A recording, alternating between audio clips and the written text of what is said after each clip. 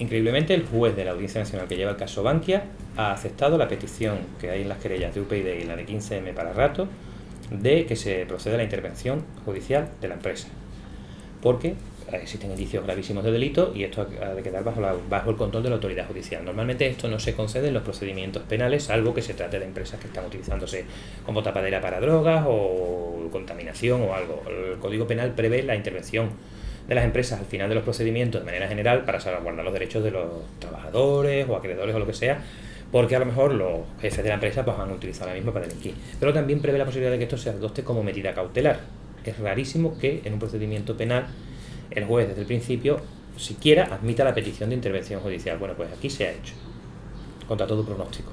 Entonces el día 23 están convocados las partes personadas en el pleito, que por ahora se han emitido las querellas de UPyD y la de 15M para Rato y algunas más que nos han notificado a lo largo de esta semana de accionistas particulares también, y por supuesto los representantes de Banco Financiero y del Ahorro, de Bankia y el Ministerio Fiscal. A esto no se ha llamado a los querellados, no se llama ni a Rato ni a Verdú ni a los demás, se llama a la empresa en sí. Es rarísimo que esto salga hacia adelante, es decir, que el juez adopte efectivamente la intervención judicial. Yo le estaba dando muchísimas vueltas a la cabeza de cómo conseguirlo, porque las probabilidades eran ínfimas. ¿Por qué? Porque es brutal intervenir una empresa que además teóricamente está ya en manos del Estado. Pero ¿qué pasa?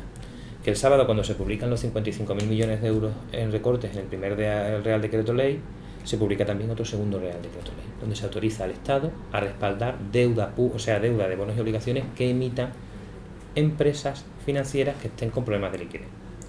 ¿Qué significa eso? Significa que se está diseñando por FMI, Banco Central y Unión Europea la posibilidad de que los acreedores extranjeros compren esa nueva deuda, cancelen la anterior que no está respaldada por el Estado y esta nueva sí la paga el Tesoro Público en caso de que incumpla Bankia.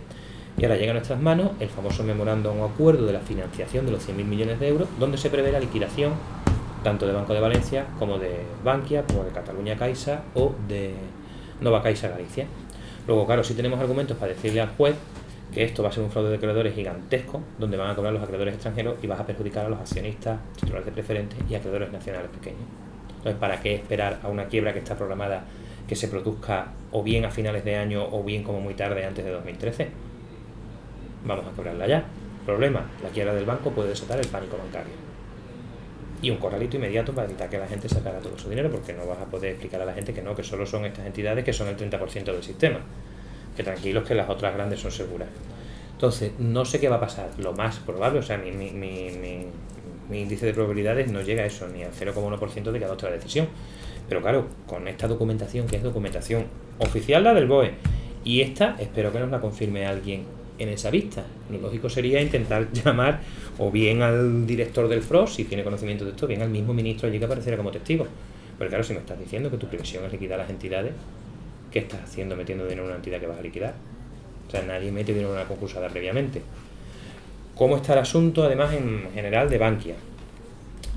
Tiene las dos querellas presentadas que se admiten a trámite. La diferencia entre la querella de UPyD y la nuestra es que UPyD, además de acusar por los delitos base, que son la falsedad contable, falsedad en documento mercantil, engaño con las cuentas de la comisión y estafa en general, ellos se centran también en la estafa o protección indebida o administración desleal que cometen los administradores frente a la propia sociedad. Es decir, han sacado dinero a base de sueldos millonarios, dietas, préstamos al 0% a los consejeros y tal.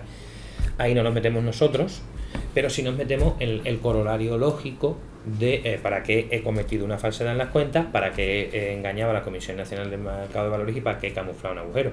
Pues lógico, para sacar esto a bolsa y poder así captar más inversores. El juez admite la querella de UPyD íntegramente y admite la nuestra íntegramente. Va a citar a declarar a todos, es decir, a los 16 sujetos contra los que se presenta la querella por parte de 15 Parato y a esos mismos más otros 10 y tantos que imputa UPyD como consejeros de Banco Financiero y del Ahorro y algunos otros consejeros que ya no están, pero estaban en su momento. A UPyD, además, se le admiten todas las diligencias que coinciden con las nuestras, que se llama testificar a los encargados de tramitar el expediente de salida a bolsa, a los encargados del Banco de España, incluido gobernador, para que expliquen si tenían conocimiento de las cuentas. Y a nosotros nos admite, además de todo lo que, bueno, que coincidimos el abogado y yo en pedir lo mismo, nos admite también que se oficie Bercler, que es quien tramita toda la gestión de la cotización de preferentes para ver qué ha pasado con las preferentes, porque nosotros mantenemos que no solo se produce el engaño en la salida a bolsa para los accionistas, que podrían ser clientes de Caja Madrid y de las demás cajas atraídos por los directores de las sucursales, sino que de los miles de millones que tiene Bankia en preferente, en marzo de 2012 les fuerza a un canje. Tenían casi 1.500 y consiguen un canje de 1.600, o sea, de 1.166 millones de euros, ofreciéndoles también las acciones de Bankia como magnífica inversión.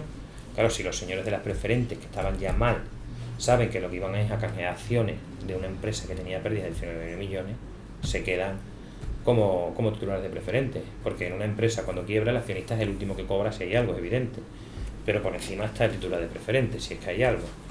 Y encima, en el diseño del memorándum de acuerdo de reestructuración del sistema bancario con Bruselas, FMI y Banco Central, se prevé que estos señores sufran pérdidas, los accionistas minoritarios y los capitalistas, como les llama Bruselas, de las preferentes. Bruselas no ha entendido que lo de las preferentes es un timo y una estafa. Cada vez va a haber más sentencias. Se nos plantea la posibilidad, además, de entender que como las preferentes nunca se han vendido, sino entre sucursales y de cliente a cliente, no han cotizado siquiera en ningún mercado secundario de manera real, que las ventas eran por el valor nominal del título siempre. Pero claro, tú a lo mejor en un mercado secundario, cuando conozcamos esos datos, te vas a ver una línea de cotización exactamente igual, con lo cual puedes intuir que ha habido un delito también de manipulación de precios en mercados secundarios, pero en este caso no para subirlo o para bajarlo, sino que lo han mantenido siempre igual. ¿Eso a qué nos lleva?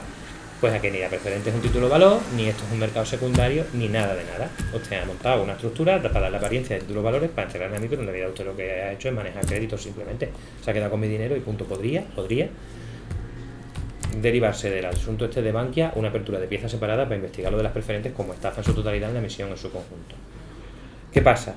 Que por de pronto para defender a Bankia y BFA se han presentado Carlos Bueren, Romero Tejada, en fin, los mejores abogados de Uría, Garrigues y Cuatro Casas, que eran antes jueces y fiscales de la Audiencia Nacional.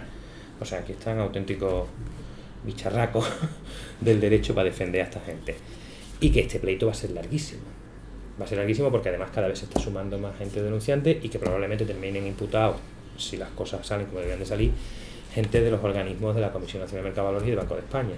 Y ahora empieza a trasladar documentos, a celebrar pruebas y bueno, lo típico. Mario Conde tardó 10 años en terminar ese proceso y este pues puede ser por ahí, a menos que ellos decidan rendirse y confesar los delitos y pactar con el fiscal una reducción que no creo que se haga.